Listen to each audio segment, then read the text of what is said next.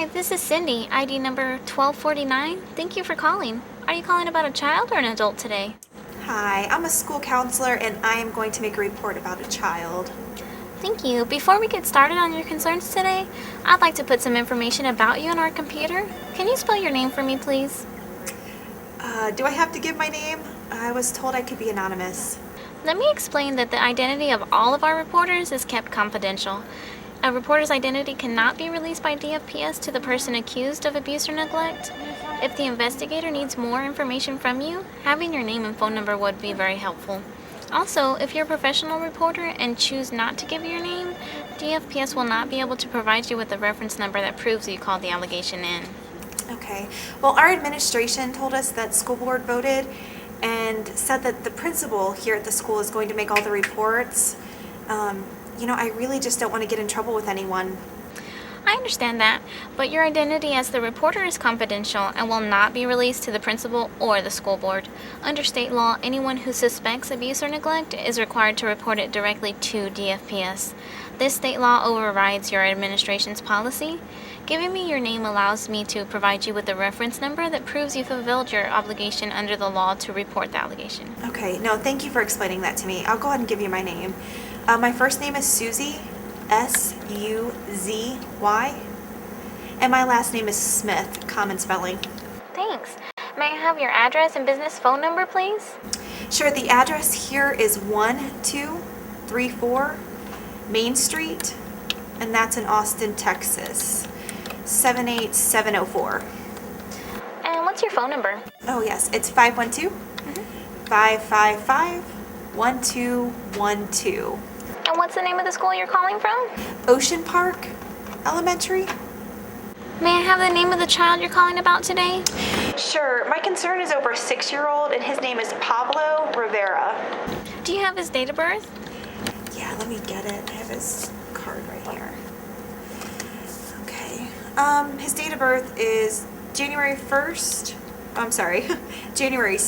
2005. Okay. What are your concerns for Pablo?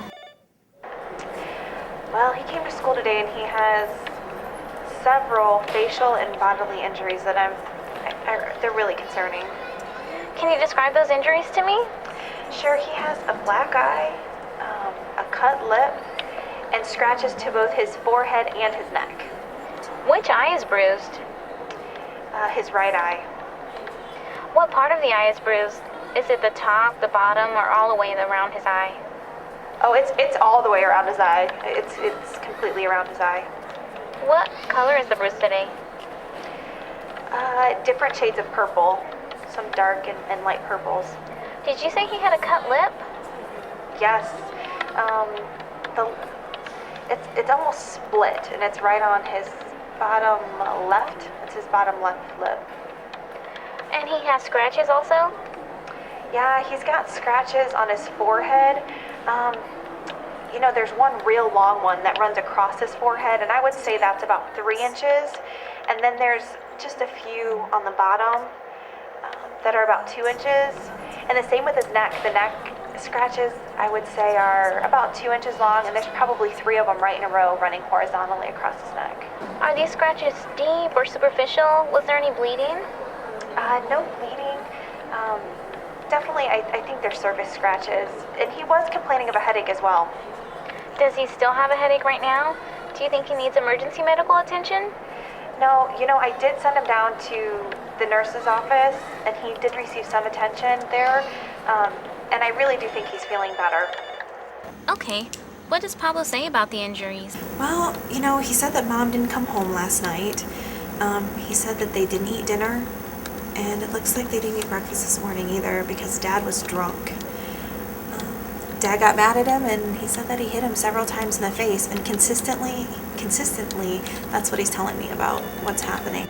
Do we know why Dad got mad at Pablo? No, Pablo didn't know why. Again, he just said that his dad drinks a lot. I do know from his teacher, though, that his dad recently lost his job, and it seems like Mom's not home very much because she's been pulling double shifts to make up that lost income. That sounds really stressful. What else is going on there? I saw in his file here, it looks like the police have been to the house recently. looks like it was domestic violence between mom and dad. Do you know when that was? Is there a pattern of domestic violence? I don't know. It's just been reported that Pablo said something about the police coming to his house a few weeks ago in a class discussion. Okay, let's go back to Pablo's injuries. Sure. Do we know how Pablo was hit by Dad or what he was hit with? I did ask him that question, and he did not say anything. The only thing he did do is he made a fist and kind of gestured towards his face with a closed fist. Do we know if there's been a pattern of injuries observed to Pablo?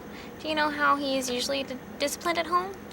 No, I'm really sorry. This is actually the first time I've ever had to speak with Pablo, so I don't know that. Did you ask Pablo if this has ever happened before? No, I'm sorry. I didn't ask that either. That's okay.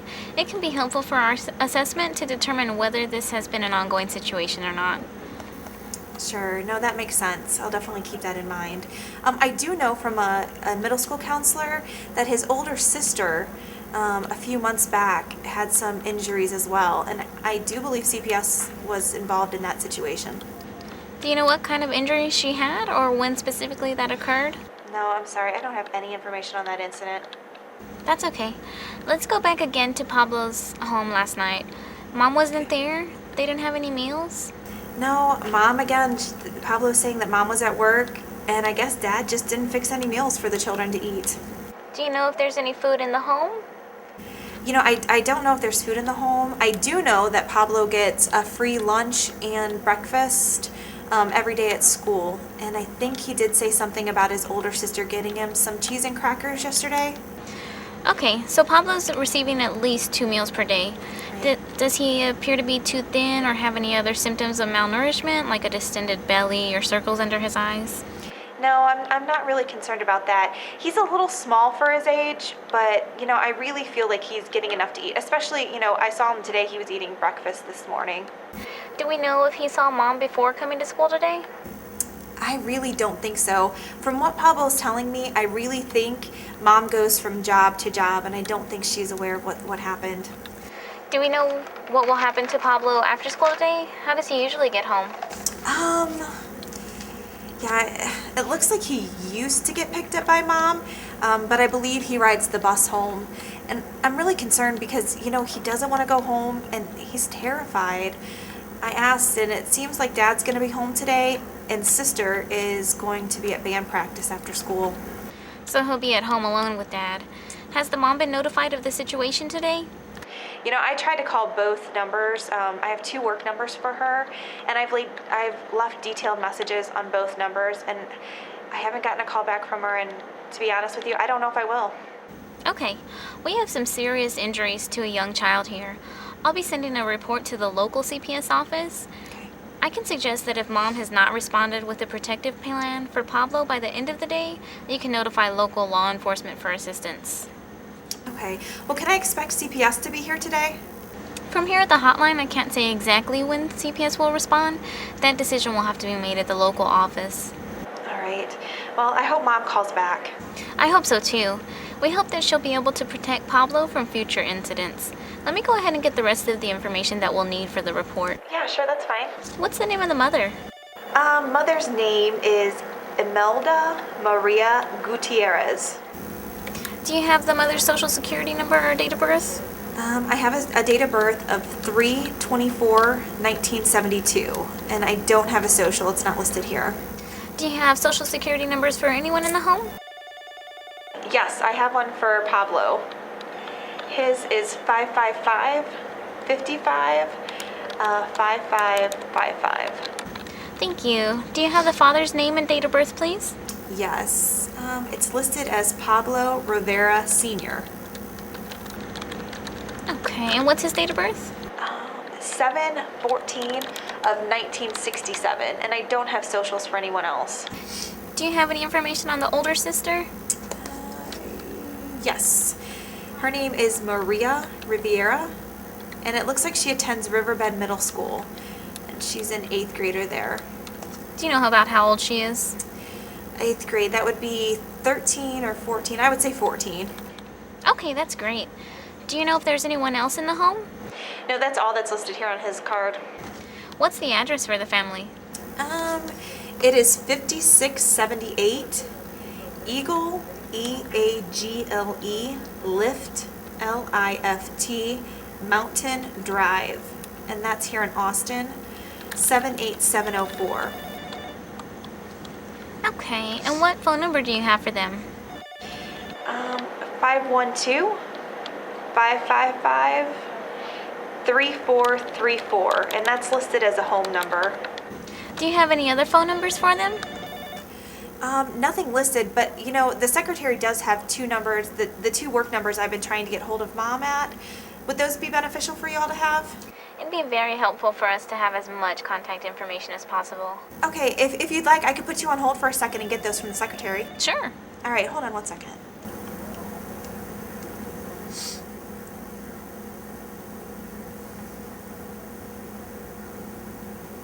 Hi, it's Susie.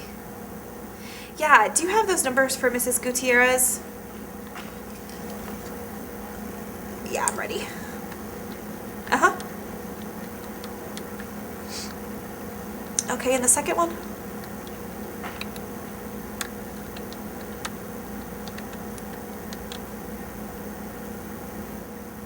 Okay, yeah, thank you.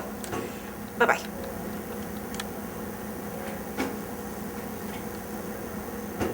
Okay, I do have those numbers. Okay. The first one is 512-555-6969. Okay. And the second one is 512-555-7979. Okay. And those are both work numbers for Mom.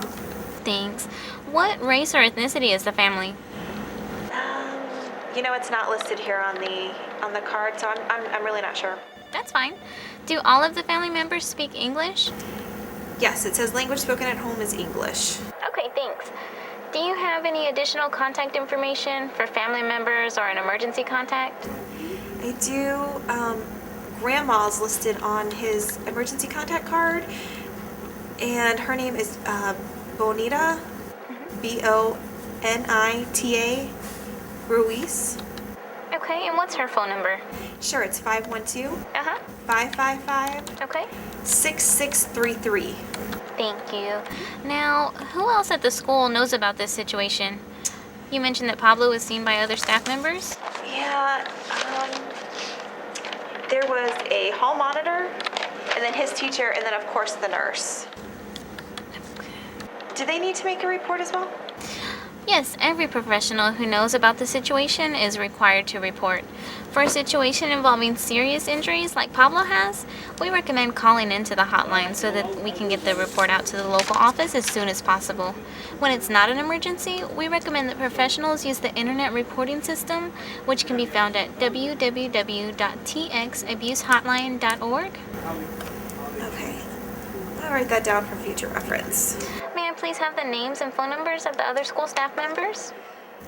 You know, I really don't feel comfortable giving that information. I remember distinctly last year a mad mother coming up here confronting a teacher about something CPS told the mother, you know, who reported the incident to CPS. And to be honest with you, I just don't want to get these other teachers or staff members into trouble. It's fine that I give you my name, but I'm just not comfortable giving you theirs. The situation you're describing is actually a common trick that people use to try to find out who has reported them.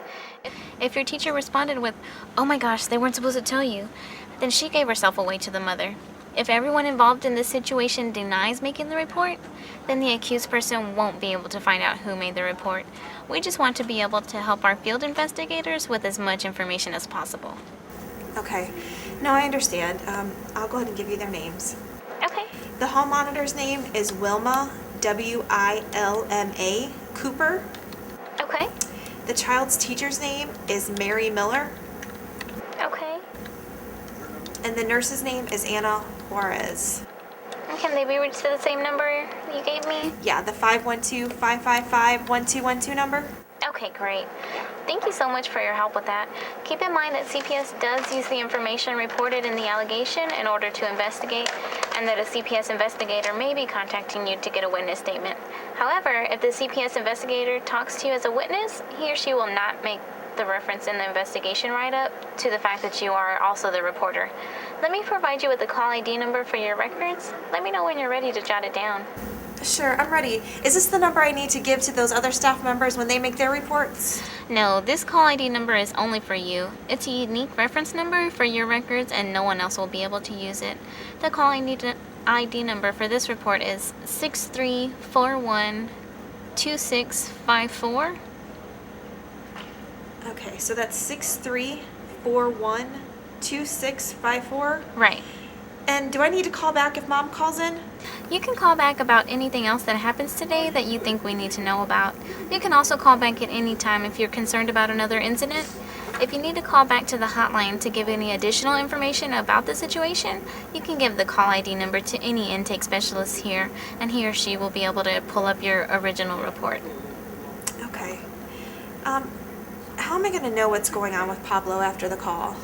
You could contact the local CPS office, but they may not be able to give you any further information about their investigation. You should receive a letter regarding the outcome at the end of the investigation. Do you have anything else to add right now? No, I don't have any information to add, but I do just want to stress that I'm very concerned about what's going to happen to this little boy. I understand. I'll send it out right now to the local office so that we can see what CPS can do to help. Again, my name is Cindy, and my ID number is 1249. Thank you very much for making the report today. All right, thank you so much, Cindy. Thank you. All Goodbye. right, goodbye. Hi Cindy, how you doing? I'm doing good. I just have a high priority report about a 6-year-old with some pretty severe injuries. Okay, let's go ahead and send that to Child Protective Services. Okay.